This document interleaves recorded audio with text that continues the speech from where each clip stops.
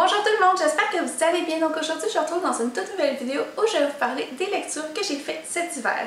Je vous ai déjà fait deux vidéos sur le sujet, une qui regroupait mes lectures que j'ai faites pendant le Cold Winter Challenge qui avait lieu du 1er décembre au 31 janvier et une autre spéciale bande dessinée pour 5 BD parfaites pour l'hiver. Et bien entendu, je vais vous laisser tous les liens vers les vidéos dans la barre d'infos juste en bas. Comme ça, si vous êtes curieux, vous pourrez aller jeter un coup d'œil. Mais aujourd'hui, on va se concentrer sur les lectures que j'ai faites en février et mars. Donc, je vais commencer par les services presse que j'ai reçus. Et le premier, c'est The Effigies par Sarah Rollet aux éditions Lumen qui m'a été envoyé par Interforum Editis Canada.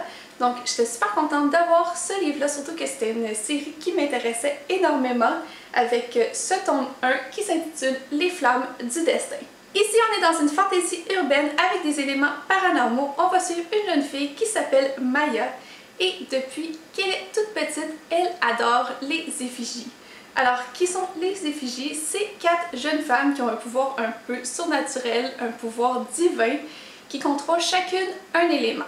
Il y en a une qui contrôle l'air, l'autre l'eau, il y a la terre et le feu. Ces jeunes filles sont des envoyées spéciales qui vont combattre des monstres assez dégoûtants, je dois vous avouer, qui ont la forme de spectres avec de la chair dégoulinante et des os saillants. L'histoire commence quand Maya se réveille avec les paumes en feu et réalise alors qu'elle est la nouvelle effigie du feu parce que quand une effigie meurt, il y en a une autre qui est désignée immédiatement et on ne peut jamais savoir sur qui ça va tomber.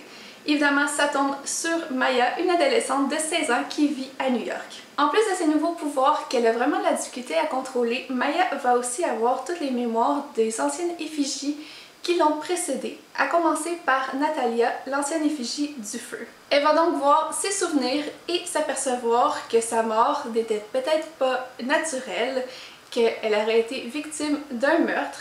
Malgré tout ça, l'ordre qui protège les 4 effigies lui assure que c'est une mort naturelle. Elle va donc entreprendre sa petite enquête, même que cette dernière a caché des indices un peu partout sur la planète.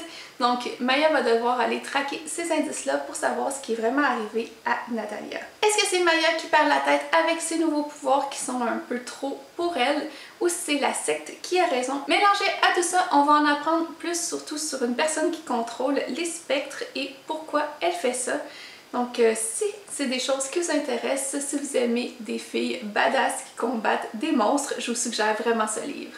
Ensuite, toujours de la part de Interforum Editis Canada, j'ai reçu Rebelle du désert, le tome 2, La trahison de Edwin Hamilton aux éditions Pocket Jeunesse. C'est le deuxième tome d'une trilogie et je dois avouer que j'étais un peu confuse au début de ma lecture parce que j'avais lu le premier tome en anglais il y a un peu plus d'1 an et que j'avais complètement oublié l'histoire, donc ça m'a peut-être pris le quart du livre avant de me remettre dans l'histoire. Mais au fil du temps, les souvenirs me sont revenus en tête et je dois vous avouer que j'ai vraiment préféré et de loin le deuxième tome. Dans le premier tome, on va suivre une jeune fille qui s'appelle Amani et qui vit dans le fin fond du désert. Et chose curieuse, qui n'arrive vraiment pas souvent dans cette région-là, c'est qu'elle a les yeux bleus. Donc évidemment, dans un petit village, les rumeurs courent vite et c'est sûr que tout le monde va penser que son père n'est pas son père biologique.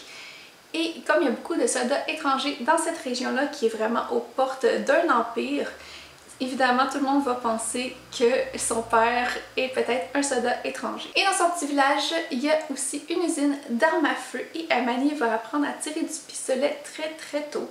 Son but, c'est vraiment de quitter ce trou perdu et de s'en aller vivre une aventure. Elle va s'inscrire dans un concours de tir et va tomber sur le prince rebelle, un des fils du sultan qui n'a qu'un seul but, celui de renverser son père et d'instaurer un nouveau pouvoir dans cet empire. Tout au long de son enfance, la mère d'Amani va lui raconter des histoires sur des mangeurs de chair, sur des djinns et aussi sur des chevaux de sable, en plus de bien d'autres créatures mythologiques.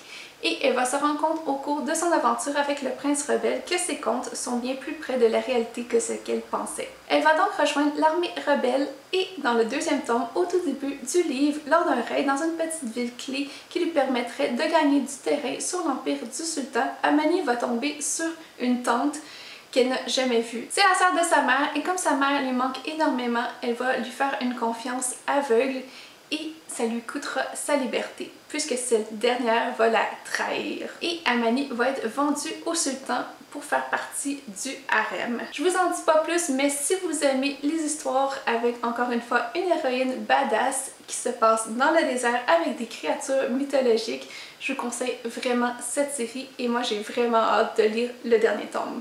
Ensuite, je vais vous parler d'un livre d'une collègue booktubeuse québécoise. Il s'agit du premier tome de Sarah Lou, détective très privée par Audrey Archambault. Donc ici, vous voyez qu'il y a un autocollant sur la couverture. C'est parce que Audrey a aussi un projet que j'aime énormément, celui des livres dans le métro où de temps en temps, elle va déposer des livres dans certaines stations de métro à Montréal. Et là, j'ai été super chanceuse parce que j'ai réussi à mettre la main sur un des livres qu'elle avait caché à une station qui est tout près de chez moi. J'ai vraiment été surprise de tomber sur un de ces livres parce que normalement, ça part tellement vite. Donc quand je l'ai vu, je me suis empressée de le prendre. Comme ça, je me suis dit que j'allais pouvoir vous faire d'une pierre deux coups, de vous parler de son projet de livre dans le métro et aussi de vous parler de son premier roman.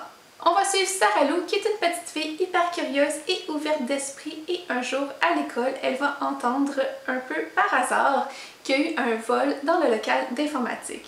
Mais ce qui est vraiment bizarre, c'est que la direction essaie de faire passer ça pour un dégât d'eau. Évidemment, elle va mener sa petite enquête, même s'il y a déjà des enquêteurs professionnels qui sont sur le coup. On s'attache très vite à Sarah Lou, qui est vraiment une petite fille attachante et sympathique. Et un autre personnage que j'ai vraiment aimé, c'est sa tante Camille, qui est vraiment une globe-trottère et qui voyage un peu partout. Elle revient d'ailleurs du Maroc dans ce livre-là et on va en apprendre énormément sur ce pays et sur toutes ses aventures. J'ai vraiment trouvé que c'était une belle manière de la part d'Audrey d'ouvrir les yeux sur le monde à des jeunes qui ont peut-être pas nécessairement des gens comme ça dans leur entourage. Si vous connaissez des jeunes qui aiment trouver des indices, qui sont ouverts d'esprit, curieux, c'est sûr qu'ils vont s'identifier à Sarah Lou, qui est juste un personnage coup de cœur pour ma part.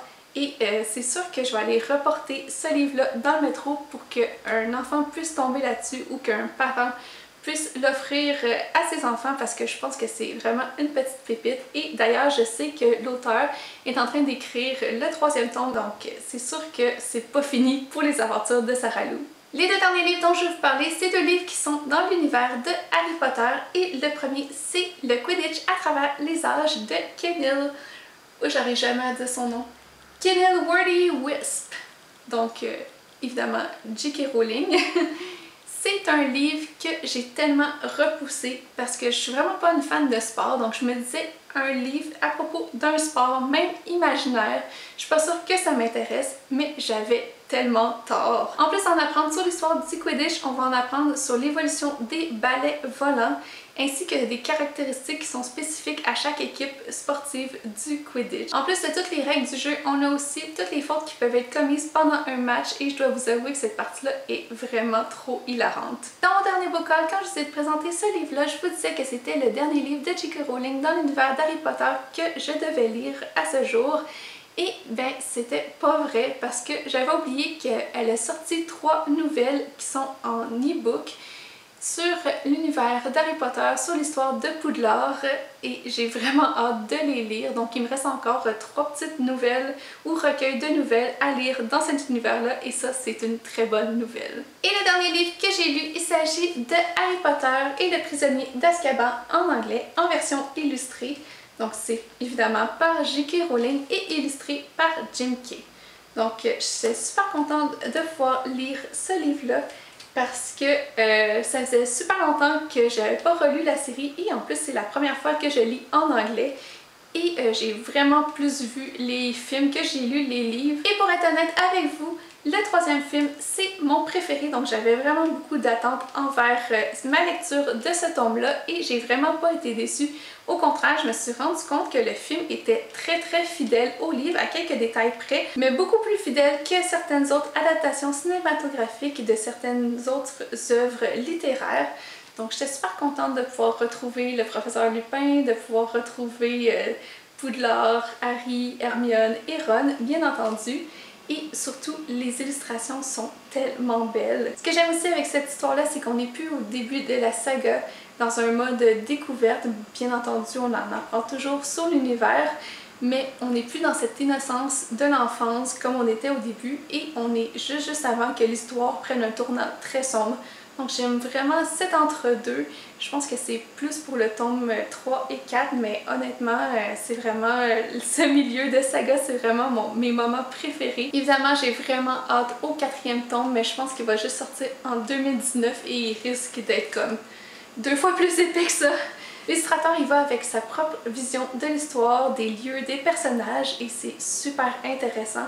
Évidemment, c'est beaucoup plus fidèle à la plume de J.K. Rowling que peut-être les adaptations cinématographiques parce que l'illustrateur prend vraiment tous les détails en compte pendant ses dessins et je trouve ça tellement magique de pouvoir me replonger dans cette histoire-là avec des visuels aussi beaux. Donc ça va être tout pour aujourd'hui. Vous me laisserez savoir dans les commentaires si vous avez lu un livre que j'ai présenté ou si je vous ai donné envie d'en lire un. N'hésitez pas à mettre un petit pouce, ça fait toujours plaisir, et à vous abonner à la chaîne si ce n'est pas déjà fait. Donc nous, on se revoit bientôt dans une prochaine vidéo et d'ici là, je vous souhaite de bonnes lectures. Bye!